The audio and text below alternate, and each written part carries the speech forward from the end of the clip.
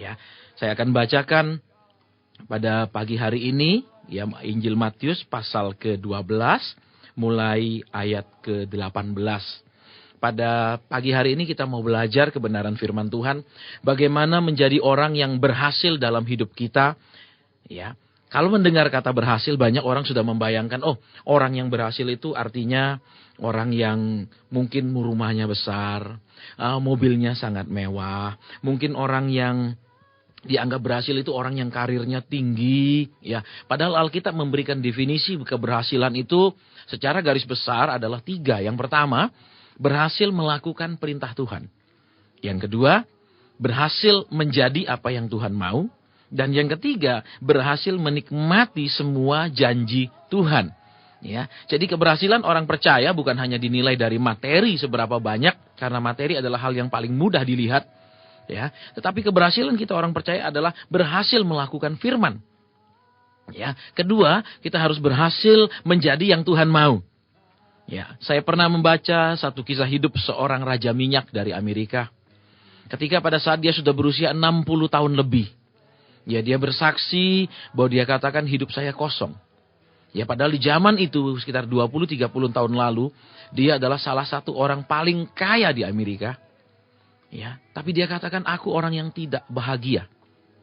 Ya, tentu saja banyak orang kaget karena kenapa? Seringkali orang-orang yang maaf kata yang belum pernah menikmati materi secara berlimpah merasa, oh, kalau saya sudah kaya saya pasti bahagia, pasti saya itu penuh sukacita dan segala macam. Padahal kita tahu, ya, harta kekayaan bukanlah tidak akan memberikan kebahagiaan yang sejati, tapi mengenal Tuhan ya dengan dalam itu akan memberikan kebahagiaan yang kekal. Jadi kemudian dikatakan di situ dia bersaksi, dia katakan dia tidak bahagia, dia merasa hidupnya sangat kering.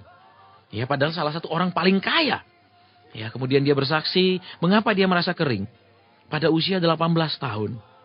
Sebenarnya dia sudah tahu, dia sudah merasa bahwa dia punya panggilan untuk melayani. Tetapi kemudian karena dia lebih tertarik untuk membangun karir, mengumpulkan kekayaan.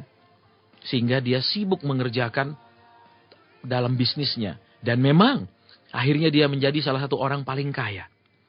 Tetapi kita tahu ketika dia tidak berhasil melakukan apa yang Tuhan mau, yaitu dia disuruh untuk melayani, maka dia tidak akan berhasil menjadi yang Tuhan rencanakan juga. Yaitu Tuhan merencanakan masa depan kita, masa depan yang penuh pengharapan, masa depan yang penuh sukacita, masa depan yang bahagia, masa depan yang baik. Ya, tetapi karena dia tidak berhasil melakukan yang Tuhan mau, dia tidak mau bahkan menjadi hamba Tuhan. Ya. Sehingga pada usia 60-an tahun, di tengah segala yang dia miliki, dia tetap merasa sangat kering. Hidupnya merasa sangat hampa. Dan dia katakan, aku menyesal tidak masuk dalam panggilan. Sehingga apa? Karena dia tidak mau melakukan kehendak Tuhan. Dia tidak menjadi yang Tuhan mau. Akibatnya, dia hidup tidak menikmati yang Tuhan sediakan. Mungkin ada yang mengatakan begini, tapi kan dia sudah menikmati kekayaan, betul. Tapi kita harus mengerti, ya. Alkitab berbicara bukan hanya tentang kekayaan. Memang ada bahwa kita akan menjadi berkat bagi bangsa-bangsa. Oleh kita segala bangsa diberkati. Ya, itu ada dengan jelas di firman Tuhan. Tetapi kekayaan bukanlah segala-galanya. Ya, tetapi hati yang bersukacita. Kehidupan yang benar-benar mau ada dalam kehendak Tuhan. Mau melakukan kehendak Tuhan. Dan ketika kita dengan pertolongan Tuhan berhasil melakukan yang Tuhan mau. Ada suatu sukacita yang tidak bisa dilukiskan dan tidak bisa dikatakan. Ya, jadi kita akan baca sekarang kebenaran firman Tuhan dalam Injil Matius pasal 12 ayat 18. Kebetulan di rumah ataupun mungkin sedang di jalan tapi tidak sedang mengendarai kendaraan. Yang kebetulan ada install Alkitabnya mungkin di PDA-nya, di handphonenya. Bisa bersama-sama dengan saya untuk membacanya. Demikian bunyi firman Tuhan. Lihatlah, itu hambaku yang kupilih, yang kukasihi, yang kepadanya jiwaku berkenan. Aku akan menaruh rohku ke atasnya.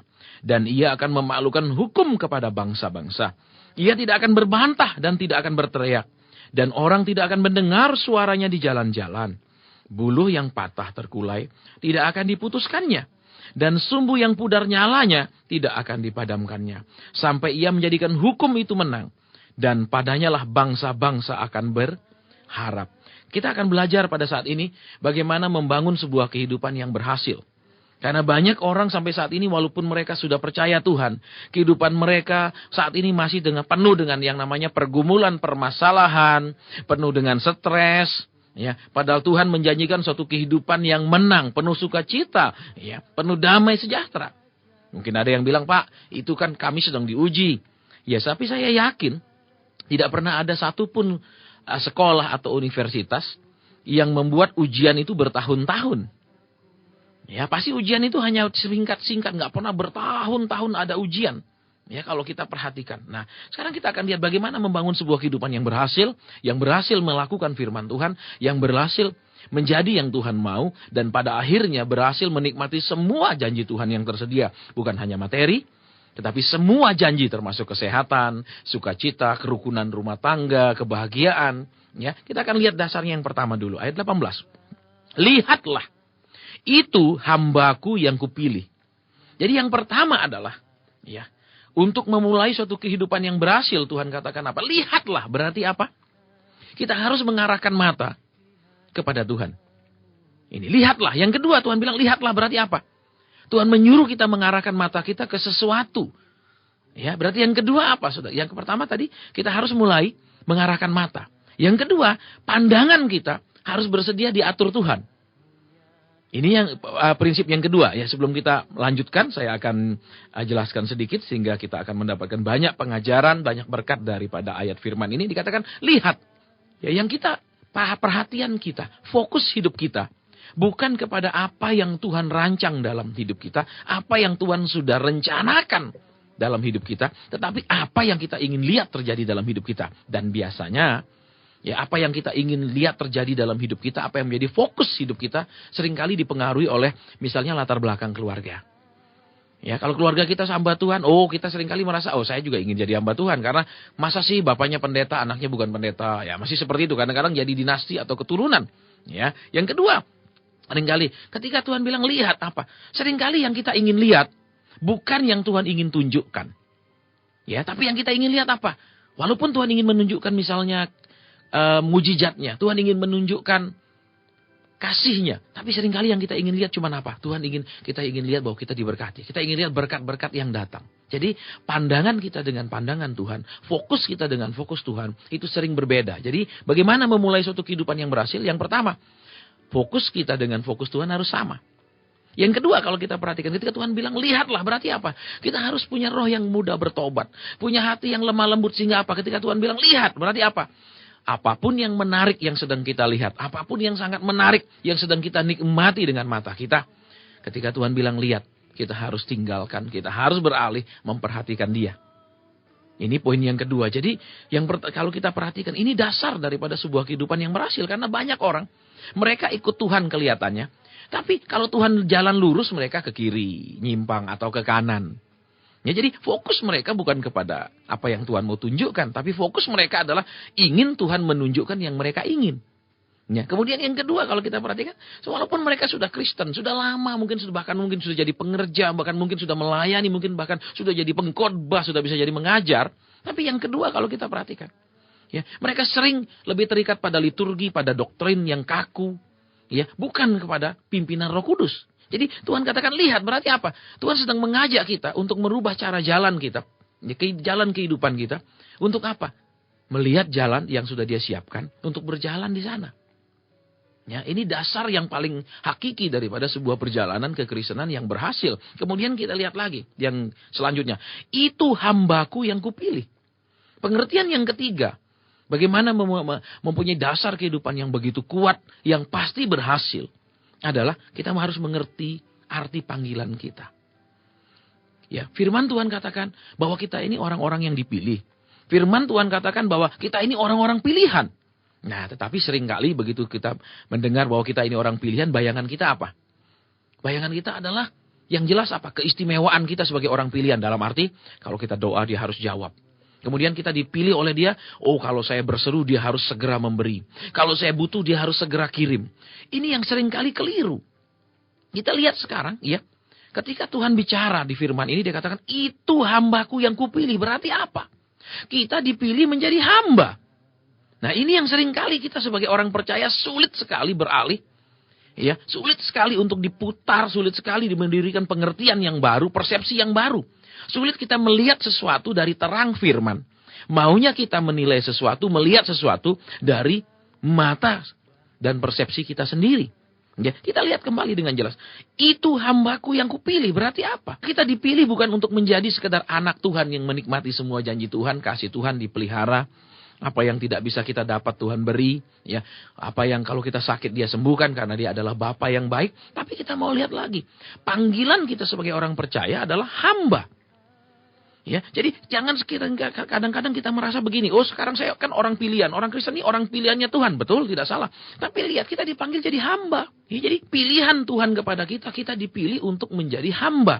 Nah, kita akan lihat sekarang beberapa perumpamaan Tuhan Yesus tentang hamba. Kita akan lihat salah satunya, yaitu di dalam Matius pasal 20. Dari sini kita akan belajar hal-hal yang luar biasa. Ya, karena kita dipilih jadi hamba, maka kita akan perhatikan, kita harus belajar banyak tentang pengajaran Tuhan Yesus tentang hamba. Bahkan Alkitab sendiri di kata Filipi katakan, walaupun dia setara dengan Allah Bapa, dia tidak menganggap kesetaraan itu sebagai sesuatu yang harus dipertahankan. Tetapi dia mengambil rupa hamba. Jadi kita mau perhatikan sekarang, ya, dasar daripada kekristenan yang akan terus berhasil, adalah bukan hanya sekedar kita nyanyi hati hamba, tetapi memang berhati hamba, berkarakter hamba, dan menunjukkan perbuatan dan respon seorang hamba. Kita akan lihat sekarang, ya, perumpamaan di Matius pasal 20, bagaimana Tuhan inginkan seorang hamba itu. Baik, saya akan bacakan ayat 1 dan 2. Adapun hal kerajaan sorga sama seperti seorang tuan rumah yang pagi-pagi benar keluar mencari pekerja-pekerja untuk kebun anggurnya. Setelah ia sepakat dengan pekerja-pekerja itu mengenai upah sedinar sehari, ia menyuruh mereka ke kebun anggurnya. Nah, kita perhatikan, ya. Jadi kalau kita perhatikan di sini, ya, banyak orang Kristen kelihatannya sudah melakukan firman Tuhan. Bahkan banyak kelihatannya orang-orang yang melayani Tuhan, entah pelayan Tuhan, entah hamba Tuhan, entah para pendeta, para gembala, ya, kelihatannya sudah melakukan firman Tuhan. Tetapi kita akan lihat, ya, kenapa mereka sudah lakukan firman Tuhan mungkin belasan tahun. Mereka sudah masuk dalam pelayanan belasan tahun. Tetapi kemudian ada orang-orang baru yang baru 10 tahun melayani. Mereka sudah begitu luar biasa dalam kepercayaan Tuhan kepada mereka. Mereka sudah punya pelayanan yang besar. Karena mereka melayani Allah yang besar. Kemudian apa lagi? Tuhan percayakan perkara-perkara yang dahsyat. Karunia-karunia, pengurapan yang luar biasa dalam hidup mereka. Bahkan berkat-berkat yang luar biasa. Sedangkan banyak sekali orang-orang yang sudah belasan tahun, bahkan berpuluh-puluh tahun melayani. Tapi keadaan mereka sama saja. Kita akan lihat yang pertama, ya, karena kita dipilih jadi hamba. Bagaimana supaya kita kerjanya singkat, tapi upahnya seperti sama dengan orang yang kerja lama. Kita mau percepatan, semua kita mau akselerasi. Kita tidak mau semuanya serba santai. Seperti zaman dulu saya masih ingat, ketika saya masih kuliah. Setiap bulan orang tua saya mengirimkan uang melalui wesel. Ya, dia harus pergi kantor pos untuk mengisi wesel pos, kemudian menyerahkan uangnya. Kemudian beberapa hari kemudian baru wesel pos itu sampai kepada saya. Kemudian saya terima dari kampus wesel pos itu. Saya harus pergi ke kantor pos dengan membawa bukti kartu mahasiswa saya untuk mengambil uangnya. Itu lambat sekali, membutuhkan berhari-hari. Tapi kalau sekarang, tinggal kalau kita pakai M-Banking, tinggal pencet nomor kemana, nomor rekeningnya. Kemudian, ya sudah, detik itu juga orang itu sudah menerima transfernya. Kemudian yang kedua, seperti kirim surat. Kalau zaman dulu kita kirim surat lama sekali. Ya, bahkan kalau di negara kita kadang-kadang yang namanya ekspres itu seringkali lambat. Kadang-kadang ada yang bilang, oh 1 hari sampai. Kadang-kadang 2 hari baru sampai.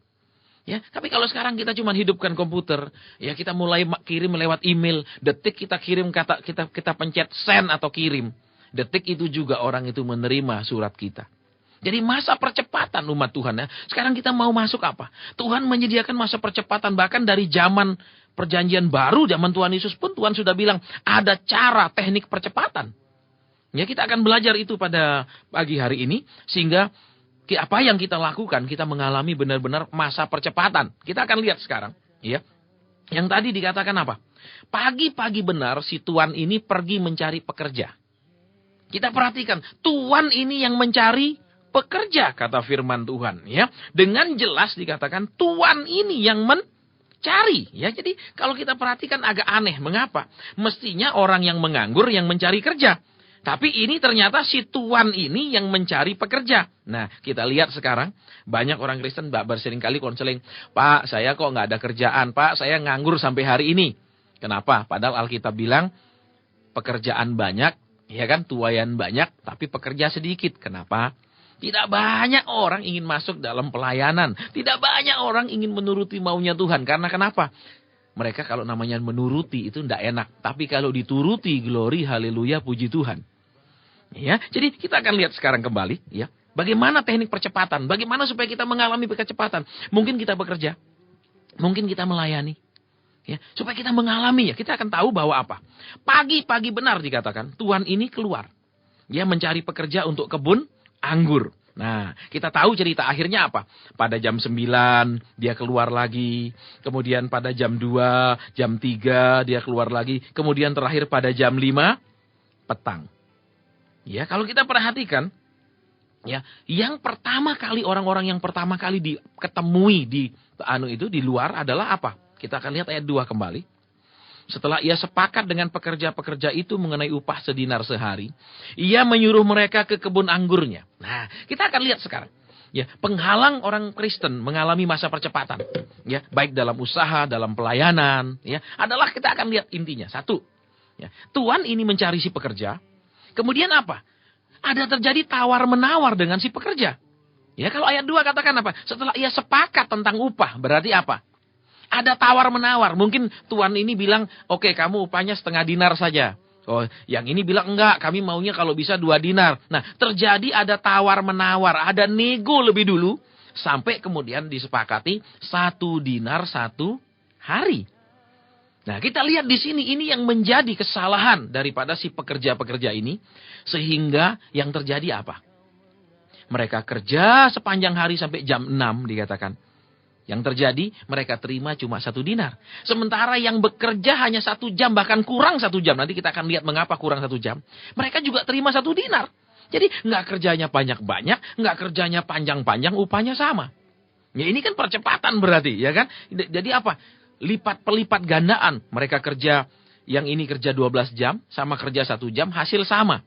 Nah, kita akan lihat apa sebabnya para pekerja ini hanya menerima 1 dinar.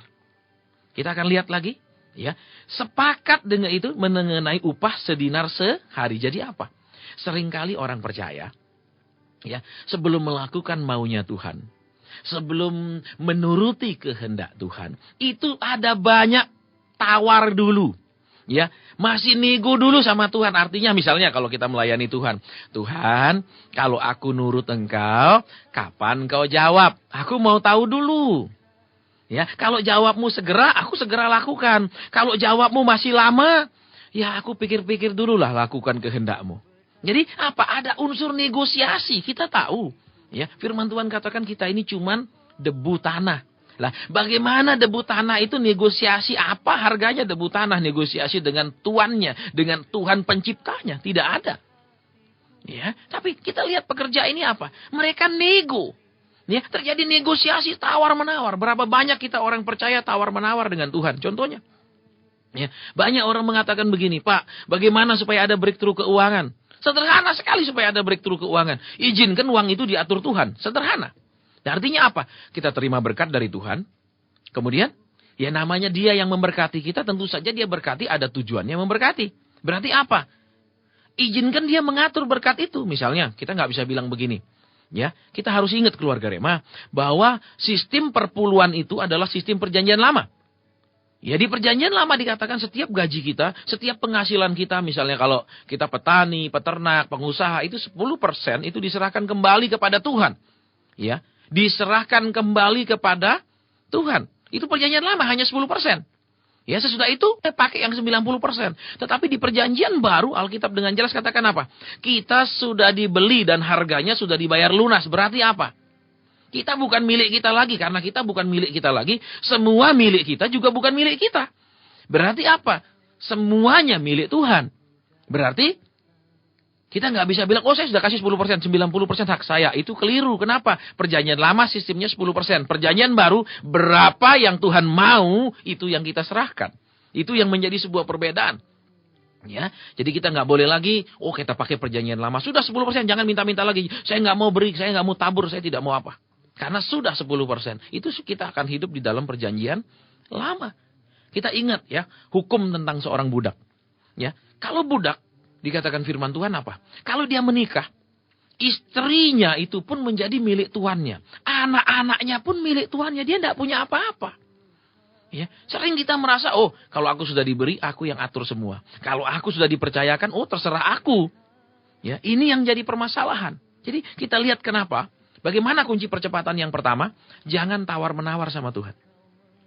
Ya, jangan apa? Jangan mikirkan upah dulu. Aku mau kerja, upahnya apa? Contohnya. Ya, Tuhan, ya, kalau aku mulai ikut-ikut pelayanan, terus aku banyak tinggalkan pekerjaanku, nanti pekerjaanku ini dibikin berlipat ganda nggak asetnya?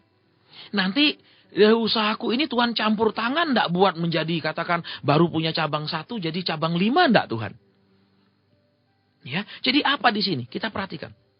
Yang pertama negosiasi. Ya, dia ingin apa? Mengajukan syaratnya. Kalau sudah tercapai syaratnya, cocok baru dia mau kerja. Ini yang jadi masalah kita orang percaya. Yang kedua kalau kita perhatikan, ketika dia bekerja, pikirannya hanya semata-mata upah. Dia bukan bekerja untuk mengaktualisasikan dirinya. Lebih baik dia menganggur kalau tidak terima apa-apa.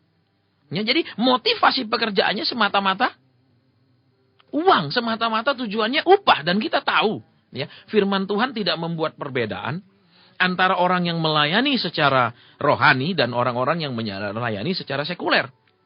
Ya, kenapa? Karena pelayanan rohani pun bisa sebenarnya didorong oleh motivasi sekuler. Dalam arti mengumpulkan kekayaan, menimbun harta, dan lain-lain. Ya, walaupun pelayanan itu rohani, karena Rasul Paulus dengan jelas menuliskan, apa saja ya, firman Tuhan tulis begini, apa saja yang kau lakukan, lakukanlah seperti untuk Tuhan. Berarti apa? Dalam Alkitab, firman Tuhan tidak memberikan suatu garis merah memisahkan antara pelayanan sekuler dengan pelayanan rohani. Tapi yang jelas motivasinya apa? Misalnya seorang ibu, dia melayani keluarganya dengan baik karena bilang, aku seorang ibu, aku harus melayani mereka dengan baik. Supaya kenapa? Aku berkenan kepada Tuhanku, aku berkenan kepada Bapakku di surga. Itu pelayanan rohani. Tapi kalau sebuah pelayanan rohani misalnya, oh saya berkhotbah, saya mengajar, tapi saya lihat-lihat tempatnya saya khotbah. Oh, kalau tempatnya subur, saya dapat banyak berkat. Oh, saya senang diundang ke sana. Tapi kalau tempatnya, ya cuman bisa kasih ala kadar, buat apa saya ke sana? Itu merendahkan saya. Ya, jadi itu termasuk walaupun pelayanannya rohani, tapi bersifat sekuler di mata Tuhan. Ya, jadi kalau kita lihat yang kedua, mengapa orang ini tidak mengalami percepatan? Mengapa kerjanya sekian lama upahnya sama? Ya, kalah dengan orang-orang yang bekerja cuma bahkan yang 1 jam. Yang kedua, ya tadi tawar-tawaran mengajukan syarat. Yang kedua, hanya mengejar upah semata-mata. Ya. Tuhan mau kita menjadi hamba-hamba yang melakukan apa saja yang dia mau, itu dengan tujuan yang murni. Yang penting Tuhanku senang. Ya. Kalau kita melakukan apa-apa selalu hitungan. Sekarang saya kasih persembahan. Nanti Tuhan ganti 100 kali ganda. Itu kita sedang diajar punya roh rentenir kepada Tuhan. Ya, kenapa? Kita memberi tidak tulus. Loh Pak, kalau gitu kalau kita memberi saja tidak berharap kan salah. Ya, kita harus bisa membedakan. Ya, walaupun Alkitab katakan dengan jelas, siapa yang menabur akan menuai, tapi harus kita ingat. Ya, itu mental petani. Petani mentalnya nabur nuai. Ya, tapi Tuhan tidak mau kita punya mental petani. Kenapa? Kalau seperti sekarang misalnya. Ya, saya bulan lalu diundang lagi ke Australia. Ya, ke Sydney dan Melbourne. Dan sekarang ini saat-saat ini juga banyak pertanian di sana, di negara itu. Kondisinya sangat sulit. Ya, banyak orang kemudian menjadi bangkrut. Banyak orang yang menjual tanah pertaniannya. Ya, kenapa? Karena perubahan cuaca dunia ini. Ya, perubahan iklim dunia ini. Membuat mereka kesulitan. Ya, mengalami kekurangan air. Mengalami kesulitan banyak. Nah, kalau kita mental petani. Apa yang kita tabur belum tentu kita tuai. Tergantung dari cuaca dan iklim. Ya. Kedua, kalau Alkitab. Jadi kita apa? Alkitab bilang kita harus mentalnya kekasih. Yang aku lakukan adalah untuk menyenangkan kekasihku. Yang aku kerjakan adalah untuk menyukakan dia. Ya, jarang sekali kita diajarkan. Dan jarang kita mau mendengar pengajaran bagaimana kita hidup tulus di mata Tuhan. Ya, padahal kalau kita perhatikan. Raja yang paling besar dari seluruh raja-raja Israel itu adalah Daud. Dan kuncinya ternyata. Kalau kita perhatikan, saya tidak buka itu di dalam kitab Tawarik. Ketika dia mengajar anaknya yang bernama Salomo, yang akan mewarisi tahta kerajaannya, dia katakan kepada Salomo, Salomo anakku, kenalilah Allahnya ayahmu, dan beribadalah kepadanya dengan tulus, ikhlas. Kalau kita perhatikan, ya, Daud orang yang tulus ikhlas sama Tuhan, Daud orang yang tidak ada hitung-hitungan sama Tuhan. Ya, ketika dia menyiapkan begitu banyak harta benda untuk membangun bait Tuhan, dia tidak ada hitung, dia bilang, Tuhan, aku sudah lakukan ini, lakukan itu buat engkau, aku sudah. Ya, bahkan kalau kita perhatikan, ketika Tuhan memberitahu dia bahwa anaknya akan menggantikan dia, bahwa keturunannya akan duduk memerintah sampai selama-lamanya, dia berlutut, dia begitu terharu, dia katakan, siapa aku ini? Ya, kenapa? Karena dia merasa apa yang dia lakukan, itu dia tidak hitung. Dia tidak bilang, iya Tuhan, layak dong aku. Aku itu keturunanku memerintah selama-lamanya. Karena aku kan hidup berkenan. Karena aku sudah menderita banyak buat engkau. Karena aku sudah berkorban banyak buat engkau. Tidak ada satu kata pun yang pernah dia ucapkan. Alkitab tidak pernah menulis satu kata pun itu terlontar dari mulut Daud. Kenapa? Karena dia mengasihi Tuhannya. Ya, karena apa? Dia ingin menyenangkan Tuhannya. Jadi kalau kita perhatikan di sini, mengapa orang-orang tidak mengalami percepatan? Ya, baik secara ekonomi, secara materi, secara pelayanan, secara usaha. Karena kita suka hitung-hitungan. Ya, hitungan yang lain misalnya kalau bukan hitungan uang, kita akan hitung-hitungan waktu sama Tuhan. Tuhan, aku sudah punya layani engkau misalnya jadi gembala 10 tahun. Loh, cuma gereja aku cuma 100 orang Tuhan. Misalnya mungkin ada yang bertanya begitu. Kita akan lihat, kunci-kunci percepatan harus kita pegang.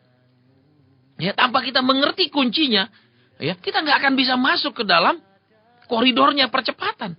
Ya, sama seperti misalnya, kalau kita pergi misalnya ke luar negeri, ya kan, biasanya seperti di Singapura itu, ya kan ada, ya, kalau kita jalan kaki dari satu terminal ke terminal lain itu kan jauh, ya, lebih enak pakai apa? Ya kan ada itu yang bergerak itu, seperti eskalator yang bergerak, cepat sekali. Nah, kita tinggal langkahkan kaki kita ke sana, tanpa kita berjalan pun, tanpa kita menggerakkan kaki kita melangkah, kita akan cepat sampai. Jadi kita tahu kuncinya sekarang. Yang penting kuncinya untuk mengalami percepatan. Jadi apa tadi saya ulang lagi sebelum kita masuk lebih dalam di sini. Yang pertama, jangan ngajukan syarat apapun sama Tuhan. Nurut saja. Misalnya kalau Tuhan bilang begini, Tuhan katakan, anakku bikin acara begini. Nah, kita bilang, Tuhan baik, aku bikin tapi aku minta tanda uangnya cukup. Oh, ini kan mengajukan syarat. Ya, pokoknya kalau Tuhan suruh kerjakan, jangan pakai syarat. Ya, jangan nego dulu. Baik Tuhan, aku mau. Tapi, nah mulai lagi ada syarat-syarat yang kita ajukan. Ya, jadi kalau kita perhatikan di sini, Tuhan mau kita menjadi seperti seorang prajurit. Kenapa? Kalau Alkitab bilang prajurit itu tidak pernah bilang tidak siap. Kalau apapun diperintah komandan, jawabannya selalu siap, siap, siap. Ya, kitab Timotius dengan jelas katakan itu mental orang-orang yang akan menang. Ya, mental prajurit baru menang. Ya, ini. Jadi kalau kita lihat lagi, ya, yang kedua tadi apa? Pikirannya upah. Suruh kerja sebentar dulu, upahnya berapa? Kalau misalnya aku rugi, ya jangan, aku tidak mau. Kenapa semua kegiatan harus ada untungnya? Ya, kita lihat saat-saat ini. Ya, makanya saya tulis di buku saya yang ke-6, yang judulnya Di Padang Gurun Terus Capek Deh itu. Ya, gereja banyak uang itu biasa, nggak ada luar biasa. Kenapa? Karena tiap ibadah ngumpulkan duit. Ya kan, persembahan perpuluhan, persembahan tatangan, persembahan, segala macam persembahan. Tapi gereja berani keluar uang banyak untuk menjangkau jiwa, itu baru luar biasa. Ya, seringkali semua dikumpulkan, hanya dikumpulkan. Begitu pendirinya meninggal, ribut, perang. Ya, jadi kalau kita perhatikan apa? Jangan memikirkan upah.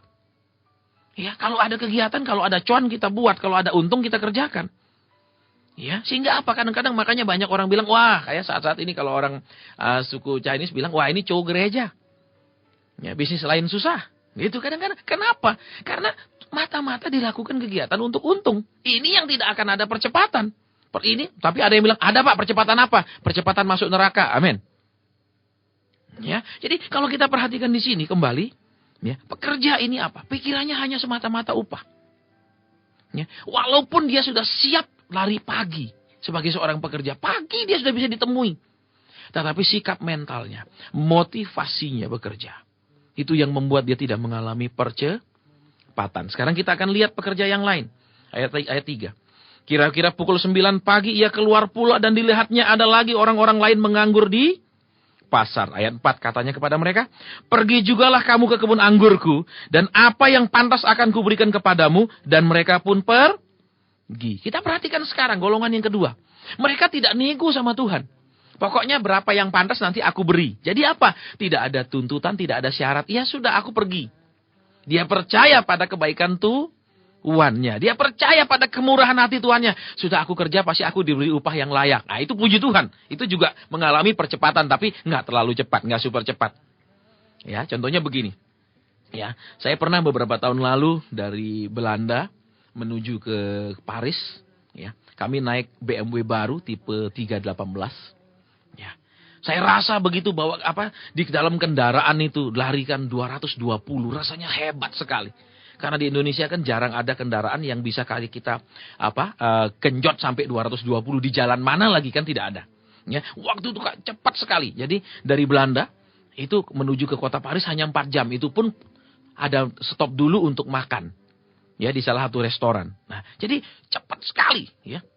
Tapi di tengah jalan lagi kecepatan 200-an. Ya, ada satu mobil di belakang kami terus mau mendahului kami. Ya, waktu berpas-pasan begitu. Sebelum dia mendahului ngebut, ya sebelum menyalip kami itu, dia noleh, dia ngeliati kami, kemudian langsung mobil itu wush hilang. Ternyata itu mobil Ferrari. Saya merasa naik mobil yang 220 kilo per jam, wah sudah super cepat, karena di Indonesia tidak ada seperti dan tidak bisa nyopir secepat itu. Tapi ternyata, ya di Perancis itu ada mobil yang bisa lebih cepat, bisa sampai 300-an kilo per jam, Ferrari. Jadi apa? Sekarang kita mau pilih, mau masuk percepatan hanya 220 atau mau masuk percepatan seperti mobil Ferrari. Ya, kita akan lihat lagi yang selanjutnya bagaimana sampai mencapai percepatan akselerasi puncak dalam kehidupan orang percaya. Kita akan lihat yang ketiga. Ayat 5. Kira-kira pukul 12 dan pukul 3 petang ia keluar pula dan melakukan sama seperti tadi. Nah, kita lihat sekarang. Jadi apa? Ada orang-orang yang pokoknya percayalah, aku layani Tuhan, aku terima upah yang cukup. Ya, aku kerjakan mau Tuhan, aku dipelihara. Tuhan itu murah hati. Tuhan itu tidak hitung-hitungan. Aku tidak perlu nego dulu upahku berapa. Aku tidak perlu motivasiku uang. Tuhan pasti cukupkan, Tuhan pasti adakan. Lah ya, aku kan pekerjanya dia. Ya kan, Tuhan kan pasti malu kalau tidak gaji cukup orang-orang. Ya, jadi kita lihat yang ketiga sekarang, kelompok yang ketiga. Kira-kira pukul 5 petang ia keluar lagi dan mendapati orang-orang lain pula. Lalu katanya kepada mereka, mengapa kamu menganggur saja di sini sepanjang hari? Kata mereka kepadanya, karena tidak ada orang mengupah kami. Katanya kepada mereka, pergi jugalah kamu ke kebun anggurku. Nah, kita perhatikan di sini. Orang-orang ini menunggu pekerjaan. Orang-orang ini berharap ada orang yang mau memakai tenaga mereka. Orang-orang ini merasa apa? Ya, kalau ada orang memakai tenaga kami kerja, tentu saja kami dapat upah. Ya, dengan jelas dia katakan apa? Karena tidak ada orang yang ngupah kami. Ya, kami sudah nunggu di sini, tapi tidak ada. Nah, sekarang apa bedanya dengan yang pertama? Tadi yang pertama mikirkan upah, nego dulu. Yang kedua kita perhatikan apa? Dia mengerti. Ya, kalau kita perhatikan, coba kita perhatikan ayat ini. Ya. Ayat ke-6. Kira-kira pukul 5 petang ia keluar lagi dan mendapati orang-orang lain pula. Lalu katanya kepada mereka, mengapa kamu menganggur saja di sini sepanjang hari? Kita perhatikan. Mengapa mereka menganggur? Ya, jawabannya adalah nggak ada yang upah. Berarti apa? Sebenarnya mereka siap bekerja. Cuman yang manggil nggak ada. Jadi mereka mengerti prinsipnya apa? Kerja dulu baru dapat upah. Kita perhatikan. Kalau yang pertama tadi, mau kerja kalau sudah cocok upah. Ini yang membedakan. Kita lihat lagi apa kata firman Tuhan di sini. Ayat 8. Ketika hari malam Tuhan itu berkata kepada mandornya, panggillah pekerja-pekerja itu dan bayarkan upah mereka. Mulai dengan mereka yang masuk terakhir hingga mereka yang masuk terdahulu. Kita perhatikan di sini. Kok aneh, kenapa Tuhan tidak panggil yang lebih lama dulu kerja? Yang dari jam 6 kerja. Atau mungkin yang jam 9 atau yang jam 2 atau dikatakan jam 3 petang. Tetapi kok yang jam 5? Kita perhatikan kuncinya. Di ayat ke-7. Orang-orang ini mengerti. Mereka harus bekerja dulu, melakukan sesuatu dulu, baru mendapat upah. Kalau yang pertama, cocok upah dulu, baru melakukan sesuatu. Ya, jadi apa? Percepatan itu gimana? Kalau kita ingin percepatan ekonomi, percepatan dalam hal finansial dan keuangan, kita harus perhatikan apa? Jangan hitung untung rugi. Ya, kalau saya lakukan ini kan rugi.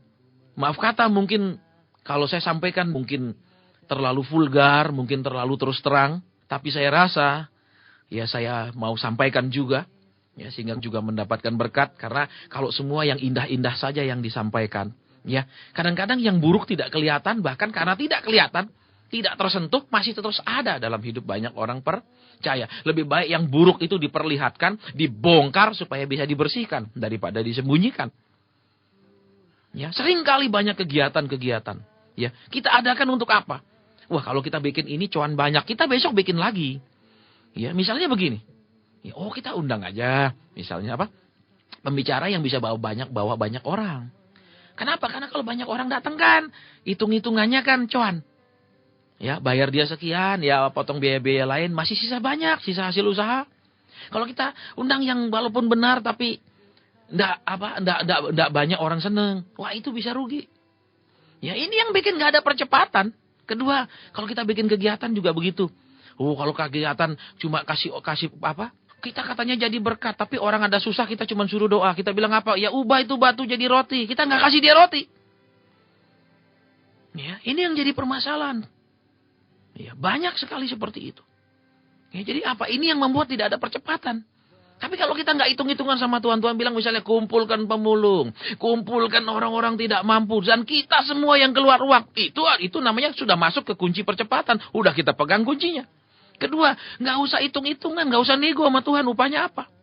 Kerjakan saja yang Tuhan mau, masuk ke percepatan. Ketiga, utamakan melakukan dulu kehendak Tuhan, itu masuk ke percepatan. Ya, banyak orang selalu bilang, Pak saya punya ekonomi, Pak saya punya usaha, Pak saya punya pelayanan mandek. Ya, dapatkan dulu kunci percepatannya. Pahami dulu dan lakukan, pasti mengalami percepatan. Ya, kita nggak bisa hitung-hitungan seperti itu. Kuncinya tadi saya akan simpulkan dulu, ya. Kemudian kita akan masuk ke yang lain. Bagaimana kita menjadi hamba yang lebih lagi dipercaya Tuhan. Ya, kita mau supaya pengurapan kita mau kalau kita sudah bersikap hamba, kita punya usaha meningkat, lebih dipercaya Tuhan, asetnya lebih besar, omsetnya lebih besar, cabangnya lebih banyak. Ya kan? Kalau kita pelayanan, kita mau pemakaian Tuhan lebih luar biasa, pengurapan Tuhan lebih dahsyat, karunia-karunia lebih bekerja dengan perkasa dalam hidup kita. Ya, kita akan simpulkan dulu yang pertama, kunci percepatan. Yang pertama, jangan tawar-menawar dengan Tuhan atas apa yang Tuhan mau. Tuhan bilang kerjakan misalnya. Kan ada hukumnya Tuhan bilang apa? Kau nggak cukup gajimu kasih perpuluhan. Jangan tawar-tawar Tuhan, kalau gajiku sudah naik, ada sisa aku kasih. Nah, ini orang nggak akan mengalami percepatan. Kedua, Tuhan, kalau engkau sudah jawab, misalnya suamiku sudah berubah, suamiku sudah bertobat, baru aku mau sungguh-sungguh. Nah ini juga tawar-menawar sama Tuhan. Sudah sungguh-sungguh dulu lah. Iya. Hidup benar dulu sama Tuhan. Tuhan itu tidak buta. Tuhan itu punya hati yang begitu lemah lembut dan mengasihi. Ya, coba kita perhatikan dari cerita anak yang hilang itu. Anak itu masih jauh, bapaknya sudah lihat. Aneh sekali, kenapa? Anak ini kan pasti sudah jadi kurus kering. Ya, tidak lagi seperti dulu segarnya. Kenapa? Karena makan pun tidak bisa. Anak ini pasti sudah awut-awutan. Kenapa? Orang susah. Lagi banyak masalah saudara dandani. Pasti kelihatan tetap susah. Nggak bisa disembunyikan. Ya, tapi bapaknya dari jauh sudah tanda anak ini. Ya kan, luar biasa.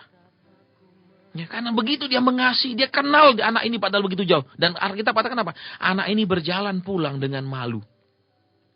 Tapi bapaknya mengejar, berlari mendapatkan dia. Kita cuma maju satu langkah cari Tuhan. Tuhan berlari mendekat kepada kita. Ya, jadi kita mau lihat kembali yang pertama tadi. Ya, supaya kita benar-benar tanamkan kunci daripada sebuah percepatan.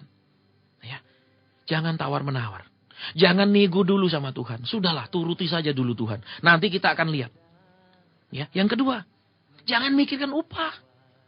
Jangan semua kegiatan upah loh Pak. Saya nggak mikirkan upah loh. Saya dalam hal keuangan, saya rileks saja. Saya saya nggak terikat. Tapi mungkin upahnya, ya pengertian upah macam-macam. Ketika Tuhan bilang tentang gembala upahan, ya hamba-hamba upahan. Ya seperti orang Farisi kan. Kalau mereka doa di pinggir jalan. Dikatakan apa? Di perempatan-perempatan jalan. Supaya kenapa? Orang lain lihat. Supaya dapat pujian. Sering kita lakukan sesuatu untuk dapat pujian. Bukan untuk supaya Tuhan ditinggikan. Tapi supaya kita dipuji. Itu juga salah. Nggak akan masuk percepatan. Ya, kita lakukan semua. Kiranya nama Tuhan dimuliakan. Kiranya nama Tuhan yang ditinggikan. Jadi yang kedua kita perhatikan. Jangan tertuju pada upah pribadi. Entah itu kekayaan, materi, nama mungkin, kemasyuran pribadi, dan lain-lain. Ya, kita perhatikan. Yang ketiga, prinsipnya apa? Kita mengerti.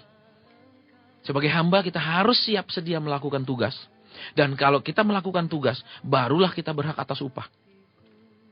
Jangan menghayalkan upah tanpa melakukan tugas. Ini 3 kunci daripada percepatan. Ya, kemudian kita akan lihat lagi. Ya, satu hal lagi. Perumpamaan tentang talenta.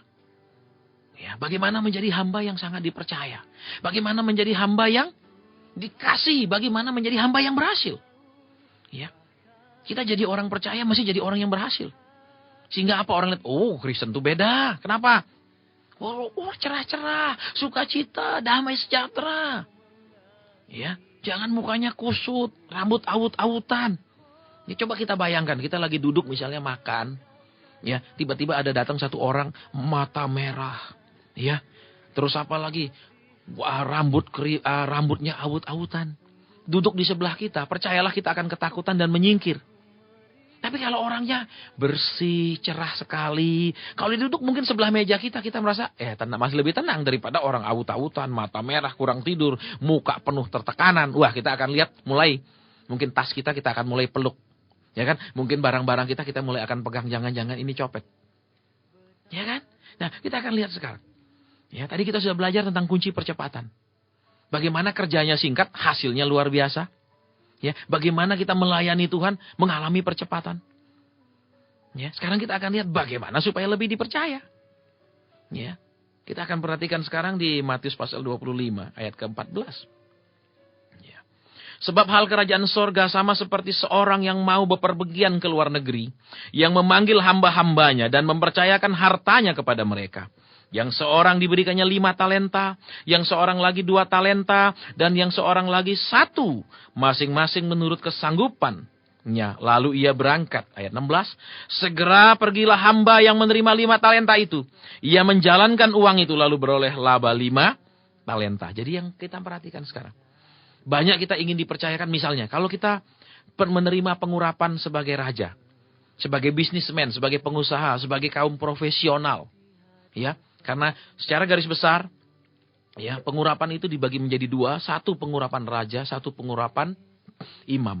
Pengurapan raja, masalah-masalah sekuler, ya bisnis, kemudian hal-hal yang lain juga, profesi dan lain-lain. Ya, kalau kita lihat sekarang di sini apa? Bagaimana supaya kita berhasil dalam segala hal? Ketika hamba ini dipercayakan 5 talenta, kita perhatikan. Ketika dia dipercayakan modal besar, untuk berusaha berarti apa? Dia harus berpikir banyak untuk mengembangkan modal besar ini. Ya kan berarti apa? Bukan berarti karena dipercayakan besar, oh jadi lebih enak. Bukan, malah menjadi lebih berat sebenarnya. Karena kepercayaan itu besar. Ya katakan misalnya begini. Kalau ada satu orang dipercayakan modal 10 juta usaha. Ya, lebih mudah mencari untung 1 juta. 1 juta itu sudah dianggap lumayan, sudah 10%. Daripada kalau dipercayakan 1 miliar, untungnya cuma 1 juta. Itu sama sekali tidak berarti. Berarti apa? Dia dipercayakan sebenarnya beban. Dia dipercayakan sebenarnya tugas yang berat. Ya, tetapi kita lihat. Ayat yang ke-16. Sekalipun tuannya mempercayakan dia tugas yang berat. Mempercayakan dia tanggung jawab yang besar. Yang akan tentu saja disertai dengan tuntutan yang besar nanti pada akhirnya. Ya, yang terjadi apa? Segera ia pergi. Kalau kita perhatikan apa? Ya, ketika dia diberikan tugas yang berat. Ya, pekerjaan yang besar, dia tidak bilang, Tuhan, aku minta maaf, aku tidak bisa serahkan orang lain saja. Ya, tapi dia kerjakan. Tapi kalau banyak orang percaya, biasanya gini, Tuhan, kalau tugas yang besar, serahkan saja kepada tetanggaku. Serahkan kepada yang orang-orang di sebelahku. Tapi kalau berkat yang besar Tuhan, jangan pernah serahkan kepada orang-orang di sebelahku. Serahkanlah itu kepadaku. Ya, kita lihat sekarang di sini. Supaya kita menjadi orang-orang yang lebih dipercaya. Kalau kita punya pengurapan sebagai raja, ya lebih dipercaya, lebih dipercaya. Ya. Segera. Jangan bilang Tuhan, kok aku banyak sekali tugasku. Kok aku berat sekali tugasku. Dilihat sekarang. Dia bersegera mengerjakannya. Jadi yang pertama, kita lihat. Supaya lebih dipercaya. Jangan ngomel kalau diberi tanggung jawab. Jangan ngomel ketika diberi tugas yang banyak. Ya, karena kenapa? Tugas yang banyak tentu saja juga berkatnya banyak. Seimbang. Ya, kedua kalau kita perhatikan. Jangan tunda-tunda. Ya, kalau Tuhan suruh sesuatu cepat kerjakan. Jangan tunda. Ya, misalnya kalau Tuhan bilang, ayo berdoa. Jangan bilang, iya besok saja Tuhan. Minggu depan. Misalnya ada yang Tuhan bilang, ayo sekarang. Terima aku sebagai Tuhan dan Juru Selamat. Sudah waktunya. Saya bilang, ya nanti dulu Tuhan. Ya saya masih lihat-lihat dulu. Ya nanti saya pikir-pikir dulu. Dia bersegera kalau kita perhatikan. Ya, kemudian kalau kita lihat lagi. Ya, segera ia menerima uang itu. Ia menjalankan uang itu lalu beroleh laba 5 talenta. Jadi apa? Kita perhatikan. Dia bersegera dan memperoleh laba. Kalau kita perhatikan. Kalau seseorang dikasih modal katakan 100 juta. Laba 100 juta. Sebenarnya kan labanya bukan 100 juta. Pasti lebih. Kenapa? Karena untuk dia makan apa? Ya kan? Untuk biaya dia hidup sehari-hari. Untuk keluarganya mana? Masih kan dia ambil dari laba usaha. Berarti orang ini sebenarnya kan lebih dari 5 talenta yang dihasilkan. Bukan sekedar 5, memang yang dia setorkan kembali 5. Tapi tentu saja dia tidak ambil terlalu banyak dari tuannya. Dia nggak bilang gini, Tuhan kau kasih 5, aku dapat 10. Tapi karena aku yang kerja, aku kasih cuma 1 ya. Tidak, kita perhatikan di sini. Dia ambil secukupnya. Ya, sehingga 5 dia kembalikan 5. Ya, dia gandakan menjadi 10. Jadi kalau kita perhatikan, ya bagaimana kita bisa dipercaya lagi oleh Tuhan lebih? Yang ketiga, jangan ambil terlalu banyak. Jangan nuntut terlalu banyak. Oh, karena aku yang kerja. Karena aku yang mendirikan. Semua milikku. Semua harus setor aku. Ini. Iya. Memang karunia tidak akan pernah diambil. Ya, kita mau perhatikan, kita mesti hati-hati. Seperti Musa. Walaupun dia salah. Tuhan katakan Musa bilang sama batu itu keluarkan air. Dia pukul batu itu. Tetap dari batu itu keluar air. Tidak, karunia tidak diambil. Tetapi akan ada tanggung jawab terhadap segala macam penyalahgunaan karunia. Ya, jadi kita lihat kembali dia poin yang ketiga apa kata firman Tuhan. Ya, segera pergi dan beroleh laba 5 talenta. Memang Alkitab catat yang dia kembalikan 5. Tapi dia kan masih makan kan. Tidak mungkin dia sambil berusaha tidak makan, dia puasa 1 tahun matilah dia. Dia mungkin punya keluarga. Jadi dia ambil sedikit dari hasil usaha itu. Jadi apa di sini? Tidak nuntut. Ya, kita ambil secukupnya. Ya, kenapa banyak sekali orang tidak seperti ini? Kenapa tuntut? Oh, kalau saya masih 50%. Kalau saya tolong 100% kasih saya. Ya, ini jadi bermasalah. Ya. Kalau kita perhatikan lagi, sudah 3 hal yang kita perhatikan. Kemudian kita akan perhatikan lagi. Ayat 17. Hamba yang menerima 2 talenta itu pun berbuat demikian juga dan berlaba 2 talenta. Ayat 18. Tetapi hamba yang menerima 1 talenta itu pergi dan menggali lubang di dalam tanah lalu menyembunyikan uang tuannya. Ayat 18 kalau kita perhatikan. Tapi saya rasa sebelum saya masuk tentang ayat 18 tentang tipe hamba yang ketiga, saya rasa lebih menolong kalau saya terus menjelaskan tentang tipe hamba yang menerima 5 talenta dulu. Ya, supaya perhatian kita, pengertian kita tidak konsentrasinya tidak hilang karena memperhatikan jenis hamba yang lain. Kita akan perhatikan dulu yang khusus 5 talenta. Kita akan perhatikan. Ya. Ayat 19. Lama sesudah itu, pulanglah tuan hamba-hamba itu lalu mengadakan perhitungan dengan mereka. Ayat 20. Hamba yang menerima 5 talenta itu datang. Dan ia membawa laba 5 talenta. Katanya, Tuhan, 5 talenta Tuhan percayakan kepadaku. Lihat, aku telah beroleh laba 5 talenta. Kita perhatikan sekarang ayat 20. Tadi kita sudah belajar 3 hal. Bagaimana hamba yang dipercayakan 5 talenta ini. Sekarang kita akan lihat hal yang keempat. Ya, yang dia kerjakan. Begitu tuannya datang, Alkitab katakan. Ya, lama sesudah itu pulanglah tuan hamba itu lalu mengadakan perhitungan dengan mereka. Hamba yang menerima 5 talenta itu pun datang. Kalau kita perhatikan apa? Hamba ini, ya kita perhatikan. Begitu tuannya datang, dengar kabar, dia langsung datang menemui tuannya. Jadi, kalau kita perhatikan, Tuhan sering mendatangi kita malam dengan cara membangunkan kita. Ya, tapi seringkali kita, nggak pedulilah kah. Kenapa besok juga dia akan datang bangunkan saya. Besok juga Roh Kudus akan kembali suruh saya doa. Besok juga dia akan gerakkan saya kembali. Kita lihat di sini. Dia mempunyai respon yang benar. Tuannya datang, dia mendatangi tuannya. Seringkali kalau dalam ibadah. Kita disediakan jam-jam ibadah di dalam gereja kita masing-masing. Di mana Tuhan mau berhadirat, Tuhan mau datang. Tapi adakah kemudian orang-orang itu segera datang? Sering mereka datang sesudah pujian selesai. Sering mereka bilang, kalau pujian di gereja kami 45 menit. Jadi kami datang, misalnya ibadahnya jam 7 pagi hari Minggu, kami datang 7.40 tepat.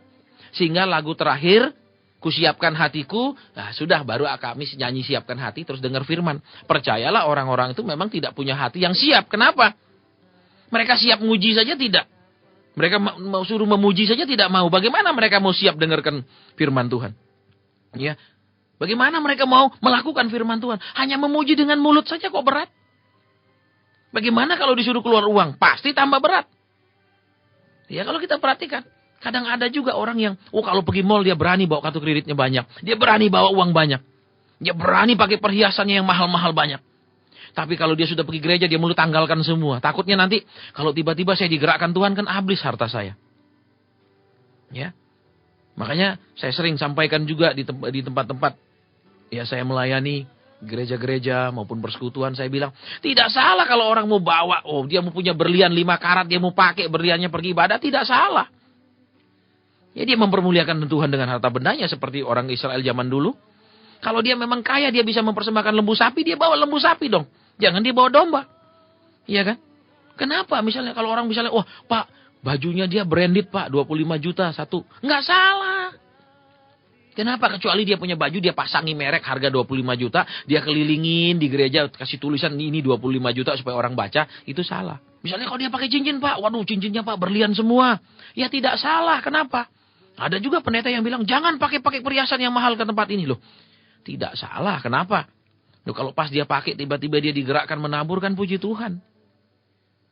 Ya, tapi jangan kita berpikiran, kalau gitu Pak, saya doakan jemaat saya tiap hari. Supaya bawa aja, nanti saya begitu mereka datang, saya doakan Tuhan, gerakkan hati mereka menabur. Wah, ini juga cilaka. Ya, jadi kita lihat apa di sini kata firman Tuhan. Ya. Hamba yang menerima 5 talenta itu datang. Jadi apa? Begitu Tuhannya datang, dia datang. Ya, sering Tuhan datangi kita dalam, kita akan perhatikan ya. Waktu saya di kota Sydney 2 minggu lalu, sementara saya pelayanan firman, selesai firman kemudian kita doa, tiba-tiba Tuhan katakan kepada bapak yang ada tidak jauh dari saya duduknya, Tuhan bilang begini, kasih tahu anakku itu, setiap jam 3 malam aku datangi dia, aku gerakkan dia untuk berdoa, untuk menghadap aku, tapi dia tidak pernah mau berdoa. Terus saya sampaikan kepada bapak itu, saya katakan, Pak, Roh Kudus katakan, Bapak ini setiap jam 3 malam dibangunkan Tuhan loh. Suruh doa, tapi Bapak tidak pernah mau doa. Dia bilang, iya saya tiap jam 3 malam itu terbangun. Saya pikir rumah saya diserang setan. Jadi saya terbangun. Kita perhatikan. Ya. Saya yakin. Dan saya sangat yakin. Semua kita sebagai anak Tuhan. Pasti Bapaknya dari sorga pernah turun mendatangi kita. Entah malam, entah pagi. Untuk apa? Bicara dengan kita. Untuk kita mau berdoa, bergaul, membangun hubungan dengan Tuhan. Tapi tidak banyak orang mau menurutinya. Dia pikir, ini mungkin pikiranku sendiri. Ini mungkin. Ya, jadi kita lihat apa yang keempat. Hamba ini segera datang. Ya, dia nggak bilang, sorry, apa. Jadi kita lihat apa. Ini juga terutama bicara tentang, baik itu saudara-saudara yang punya pengurapan, raja maupun pengurapan imam. Kenapa? Dia tidak menikmati pekerjaan itu. Dia bilang, maaf Tuhan, aku lagi sibuk nih. Ini kan usahamu yang aku jalankan. Ya, ini kan bukan usahaku, aku lagi sibuk. Mumpung ada untung, aku kerjakan sebanyak-banyak dulu ya. Engkau tunggu saja aku. Nanti aku kembalikan semua kok kepadamu. Tidak. Kenapa? Saya pun pernah ditegur Tuhan ketika jadwal saya terlalu banyak. Kenapa? Kadang satu hari saya bisa khotbah 3 kali. Kadang 4 session saya khotbah satu hari. Sehingga apa? Di pikiran saya tiap hari itu apa? Tuhan besok saya harus khotbah apa? Tuhan besok saya harus khotbah apa? Session pagi apa? Session siang apa? Session sore apa? Session keempat apa? Pernah Roh Kudus bilang begini. Engkau sekarang sudah tidak memikirkan aku lagi. Engkau hanya memikirkan pelayanan. Jadi kita lihat di sini apa? Misalnya kalau kita dikasih usaha. Dikasih misalnya berkat secara materi yang besar. Dipercayakan usaha-usaha yang besar. Sering kali kemudian apa? Kita lebih menikmati mengerjakan pelayanan itu. Kita lebih menikmati mengerjakan pekerjaan yang Tuhan beri. Daripada datang kepada Tuhan yang punya pekerjaan. Ya, ini kunci yang keempat kalau kita perhatikan. Ya, ini kunci yang kelima, maafkan saya. Ini kelima, apa? Apapun yang Tuhan percayakan kepada kita. Entah itu pekerjaan, berusaha. Entah itu pekerjaan pelayanan. Kita harus tetap lebih senang datang kepada Tuhan. Duduk di kaki Tuhan daripada mengerjakan pekerjaannya Tuhan. Karena kenapa? Kalau kita tidak hati-hati sebagai pengusaha. Kita tidak hati-hati sebagai pelayan Tuhan. Seringkali.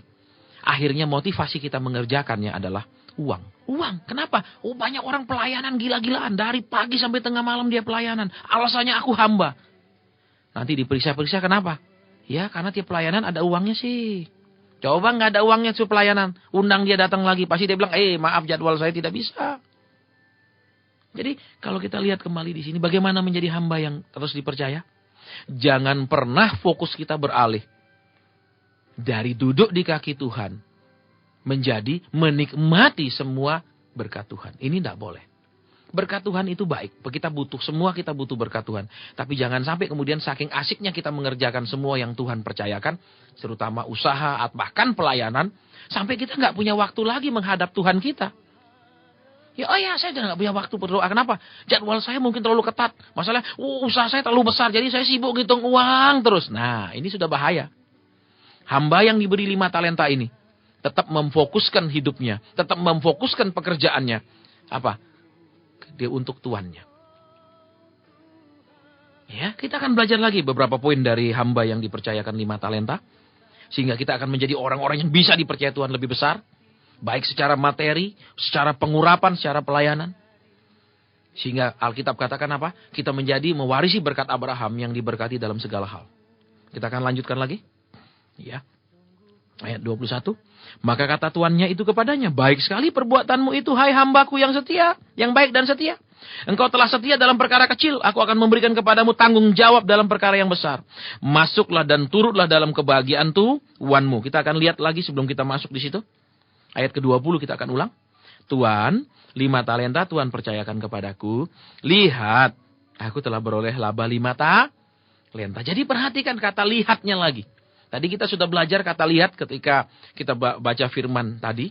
Ya, lihat di Matius 12. Jadi apa?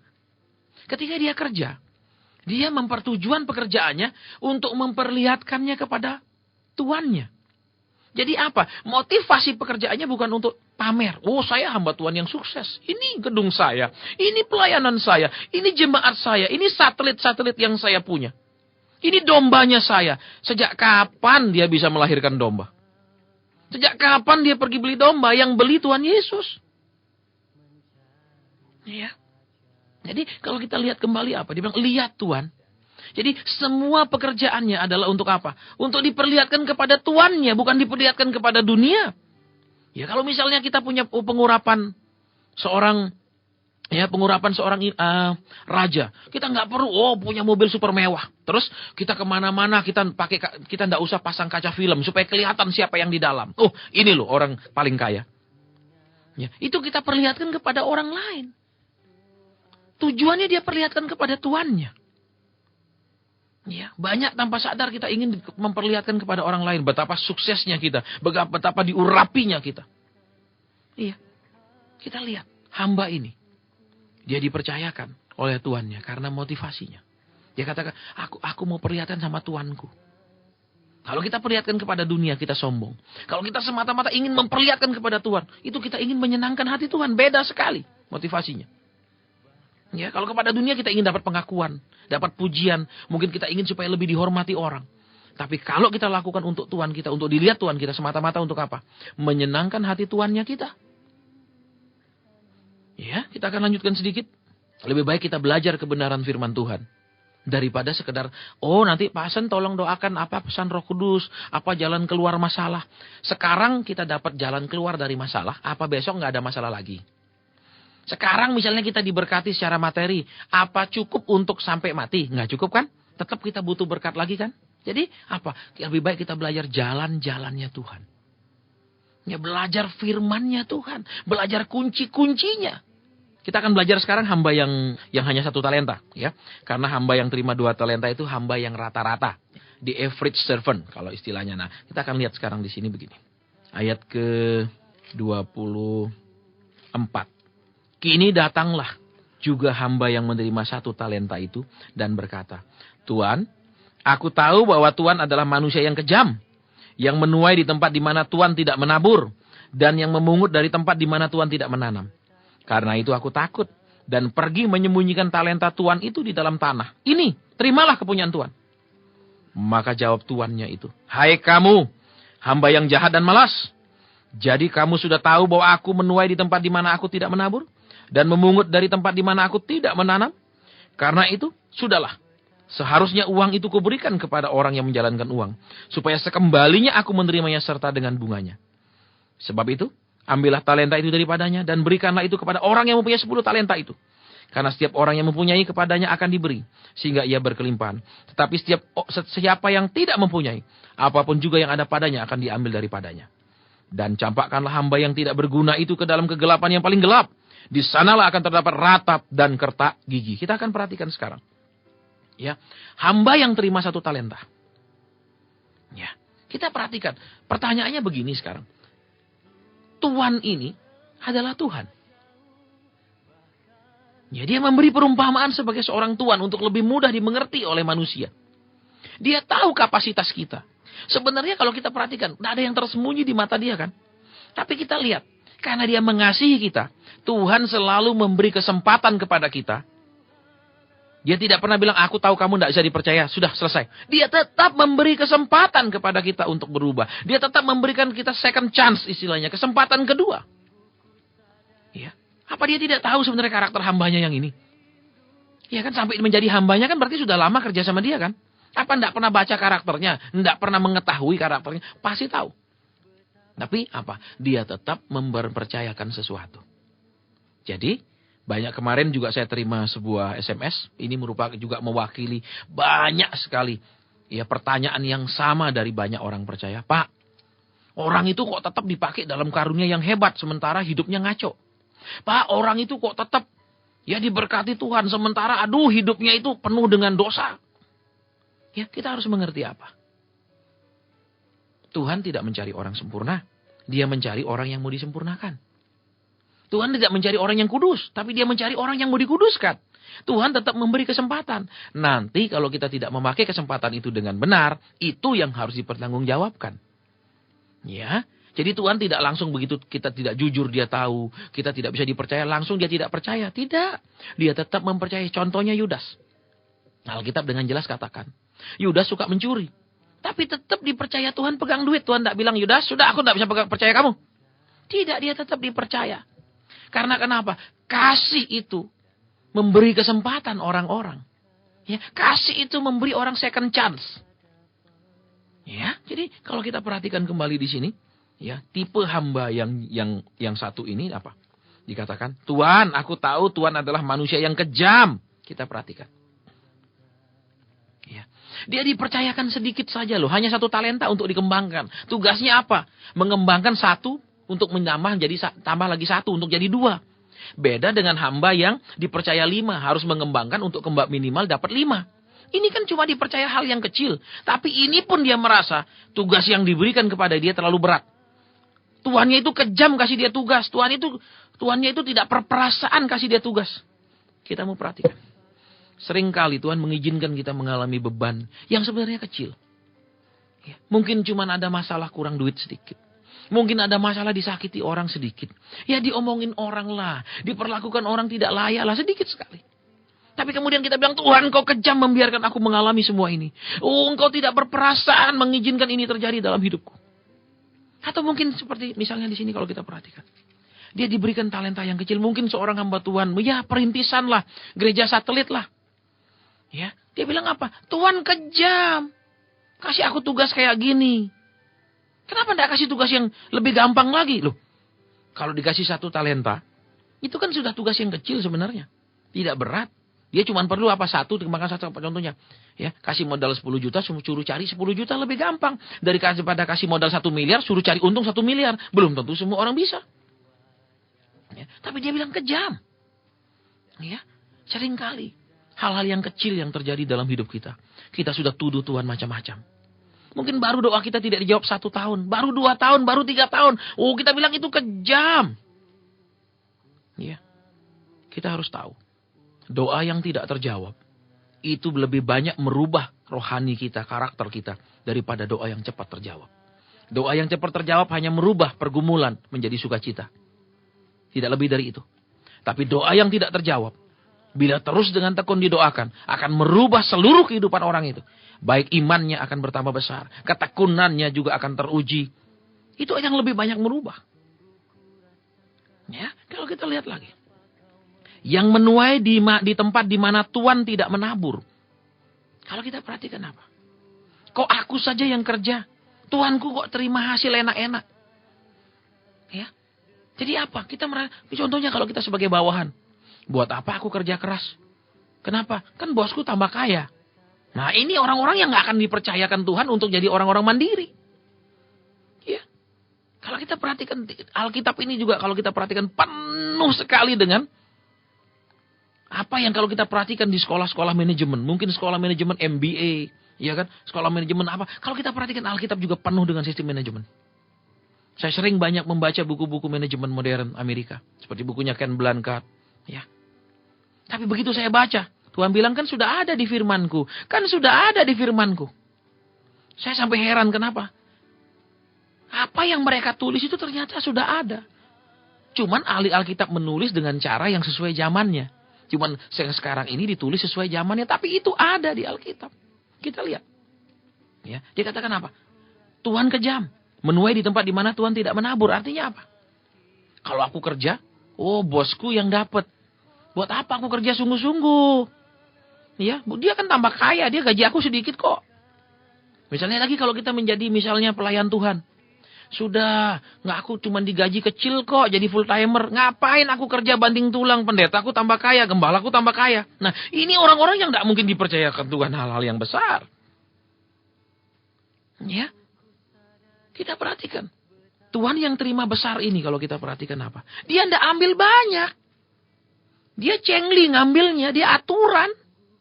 Tapi Tuhan hamba yang dikasih sedikit ini, wah minta ampun. Dia nggak tahu aturan. Jadi kita perhatikan. Dia menganggap Tuhannya cuma nuai. Ya, dia yang nabur. Kita perhatikan. Kalaupun kita bisa berbuat untuk Tuhan. Kalaupun misalnya kita punya gaji 1 juta, kita bisa berikan Tuhan 100.000. Jangan merasa, Tuhan aku loh yang memberi engkau 100.000. Ya, padahal yang 1 juta itu juga semua dari Tuhan. Kenapa? Dia perlengkapi kita dengan pikiran. Dia perlengkapi kita dengan tangan dan kaki untuk mendapatkannya. Coba dia cabut semua sekarang. Kaki tiba-tiba 2 lumpuh. Tangan tiba-tiba 2 mati gak bisa gerak. Yang mau kasih duit siapa? Bisa dapat 1 juta? Bisa Pak, ngemis. Padahal semua kan dari dia. Tapi sering kita merasa dia kejam menuntut. Aku sudah kurang dimintai lagi. Ya, bahkan banyak orang yang sudah berlebihan pun dimintai sedikit marah. Ya, jadi kita lihat kembali di sini hal-hal yang membuat kita nggak bisa dipercaya banyak. Tadi kita sudah belajar kunci percepatan. Ya, sekarang kita belajar hal-hal yang tadi kita bagaimana supaya lebih dipercaya dan hal-hal yang bagaimana yang membuat kita nggak bisa dipercaya. Kemudian kita perhatikan lagi. Ya, terus karena itu aku takut. Dan pergi menyembunyikan talenta Tuhan itu di dalam tanah. Kita perhatikan. Apa di sini? Nanti kita akan rangkum di sini hamba yang jahat ini. Karena itu aku takut. Jadi apa? Semua dia kerjakan. Bukan dengan kesadaran, bukan dengan sukacita. Tapi dengan ketakutan. Akibat dia ketakutan, dia tidak mengerjakannya. Ya. Sering saya sampaikan. Kalau kita takut sama masalah, pasti kita tidak takut sama Tuhan. kalau kita takut sama Tuhan, pasti kita tidak takut sama masalah. Contohnya, kalau kita takut sama masalah, contoh gini, waduh Pak, aku ini pasti gaji kecil, kebutuhan banyak, anak-anak semua sekolah. Terus, nanti aku takut kurang Pak. Akibat kita takut kurang apa? Setiap awal bulan kita terima gaji, kita nggak berani kasih perpuluhan. Kenapa? Akibat kita takut sama masalah, kita akan berani sama hukum Tuhan kan? Tapi kalau kita sekarang takut sama Tuhan, kita nggak takut sama masalah. Contohnya. Ya, contoh yang jelas seperti yang tadi kalau kita balik saja. Ya, kita bilang, saya tahu gaji saya pas-pasan. Tapi saya takut sama Tuhan, saya serahkan haknya Tuhan. Jadi apa? Kita takut sama Tuhan, tapi tidak takut sama masalah. Nah orang ini kalau kita perhatikan hamba ini, dia takut. Ya kan apa? Kita lihat sekarang. Aku takut. Jadi apa? Dia mengerjakan sesuatu dengan ketakutan. Akibat dia kerjakan dengan ketakutan, dia tidak kerjakan akhirnya. Dia pilih. Takut terhadap pekerjaan itu. Tapi tidak takut sama Tuhannya. Ya, kiranya kita semua diberikan roh yang takut kepada Tuhan, tidak takut sama masalah. Ya, kemudian kalau kita perhatikan lagi misalnya, ya contoh yang lebih jelas mungkin seorang pengusaha lah katakan yang gampang. Ya, kalau dia takut misalnya sama saingan, waduh Pak, saingan berat zaman sekarang. Terus karena dia takut sama saingan, takut kalah saingan, terpaksa apa? Ya misalnya dia jual barang campur lah. Misalnya kalau dia jual tepung ya. Antara merek apa sama merek apa dia campur. Antara gula kualitas 1 dia campur sama kualitas 3. Jadi 1 tambah 3 sama dengan 4 bagi 2 ya kualitas 2 jadinya. Karena kenapa? Dia takut terhadap persaingan. Dia takut rugi. Dia takut orang lain lebih maju. Akhirnya apa? Dia tidak takut sama Tuhan. Dia berani langgar hukum Tuhan dalam hal kejujuran. Misalnya lagi seorang hamba Tuhan. Karena dia takut kurang misalnya. Dia takut jemaat nggak senang. Dia takut penghasilannya menurun. Dia takut jemaatnya pindah. Akhirnya apa? Dia tidak berani menyampaikan yang Tuhan mau kepada jemaatnya. Dia tidak berani tegur dosa. Dia hanya ngomong apa? Ya saudara akan diberkati lah. Saudara akan ditolong. Dia tidak berani mengorek-ngorek dosa. Kenapa? Dia takut kekurangan. Dia takut tidak populer. Dia takut ditinggalkan jemaat. Akibatnya apa? Dia tidak takut sama Tuhan. Jadi kita perhatikan sekarang di sini. Kita pilih takut kepada siapa? Takut kepada Tuhan, maka kita akan berani terhadap masalah. Tapi kalau kita takut sama masalah, kita akan berani melawan Tuhan. Dan kita tahu, Tuhan terlalu perkasa. Kita tidak akan pernah mungkin menang. Ya, lebih baik kita memilih takut kepada Tuhan. Nah, kita lanjutkan kembali. Ya. Dan aku pergi menyembunyikan talenta Tuhan itu di dalam tanah. Ini, terimalah kepunyaan Tuhan. Kita perhatikan. Dia diberi percayaan. Diberi tanggung jawab. Tetapi dia sembunyikan yang harus dia kerjakan. Berarti apa? Hamba ini kalau dia sembunyikan berarti kan dia tidak pakai uang tuannya itu untuk berusaha. Mungkin dia berusaha yang lain. Mungkin dia pinjam modal orang untuk berusaha yang lain. Bukan dari modal yang Tuhan percayakan kepada dia. Berapa banyak umat Tuhan saat-saat ini seperti hamba yang jahat ini? Ya. Berapa banyak orang Kristen seperti ini? Ya kan? Diberi talenta misalnya. Ya, dia punya pengurapan misalnya adalah pengurapan raja. Pengurapan kekayaan, pengurapan bisnis. Tapi dia mulai pikir, bisnis banyak saingan. Udahlah aku melayani saja. Akibatnya apa? Karena dia pengurapannya bisnis. Pelayanan dibawa pakai mental bisnis. Semua kegiatan itu untung rugi. Kalau untung aku bikin berkali-kali. Kalau rugi aku bikin cukup ini satu kali. Ya, ini jadi jahat. Kalau kita perhatikan kebenaran firman. Ya, jadi hamba ini menyembunyikannya. Ya, kalau kita memang punya, kita harus temukan apa yang Tuhan taruh dalam hidup kita. Itu entah pengurapan raja, entah pengurapan imam. Kedua misalnya, kita punya pengurapan imam. Untuk melayani Tuhan, melayani apa yang Tuhan mau kepada umat Tuhan. Menyampaikan Injil kerajaan ini kepada orang-orang. Tapi kemudian kita sembunyikan, kenapa? Kita bilang, ya jadi hamba tuh udah banyak saingan. Gereja-gereja banyak yang sudah besar-besar. Lah kalau saya baru memulai sulit, udah. Saya mending dagang aja dah kecil-kecilan. Nah kita sedang menyembunyikan talenta kita. Karena kenapa? Takut saingan, takut gagal. Jadi kalau kita perhatikan di sini kenapa? Hamba ini sembunyikan. Yang mestinya dia pakai, dia sembunyikan. Kiranya kita sebagai orang-orang percaya. Mari kita pakai apa yang Tuhan sudah beri dalam hidup kita. Kalau itu jiwa yang untuk melayani, panggilan untuk melayani, mari kita melayani. Kalau itu panggilan bisnis, mari kita bisnis. Jangan sampai punya panggilan melayani, otak bisnis. Dan yang lebih parah lagi apa? Otak bisnis terus dipakai dalam pelayanan. Lebih celaka lagi. Ya. Jadi hari ini kita sudah belajar banyak hal. Yang tadi kita belajar kunci percepatan. Kerjanya singkat, hasilnya luar biasa. Ya, pelayanannya baru-baru tapi berkembangnya dahsyat. Ya kan, bisnis memulainya kecil tapi cepat sekali bertumbuh. Kita sudah tahu tadi kunci percepatan. Jangan tawar-menawar dengan Tuhan. Dalam hal ketaatan, dalam hal penurutan. Yang kedua, jangan semata-mata memikirkan upah. Yang ketiga, kita harus tahu bahwa kita hanya boleh lakukan sesuatu. Ya, kita harus ngerti lakukan dulu baru dapat upah. Jangan minta upah dulu baru lakukan.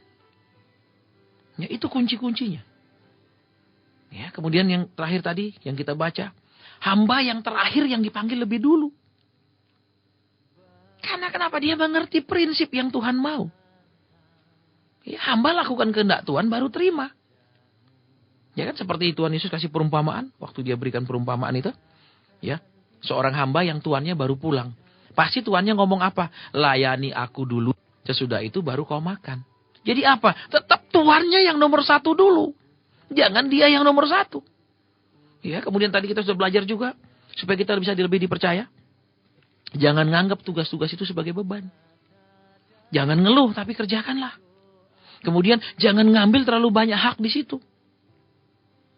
Ya, memang firman Tuhan katakan, lembu yang mengirik tidak boleh diberangus.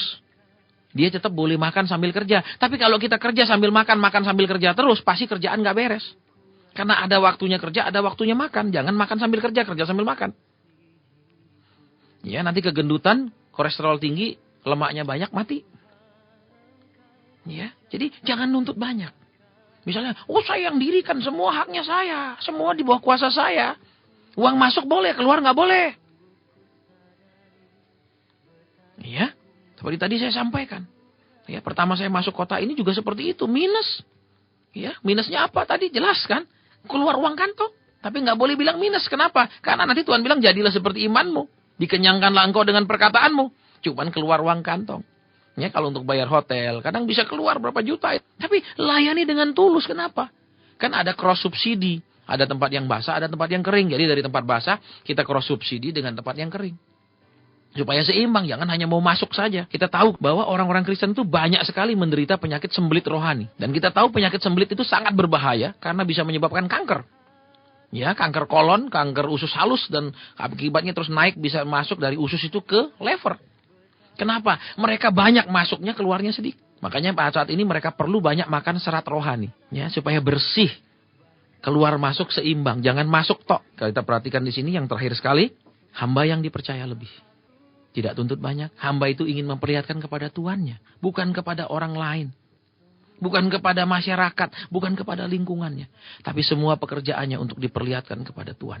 Kita akan berdoa. Bapa di surga, terima kasih buat firman-Mu pada siang ini. Terima kasih buat kebaikan-Mu pada siang ini. Biar kami belajar mengerti kunci percepatan dalam pekerjaan dan pelayanan kami. Sehingga kami ada di dalam wilayah koridor orang-orang yang dipercepat. Mengalami percepatan dalam segala sesuatu. Terima kasih Tuhan Yesus. Terima kasih juga buat pengertian. Bagaimana kami untuk menjadi hamba yang dipercaya lebih.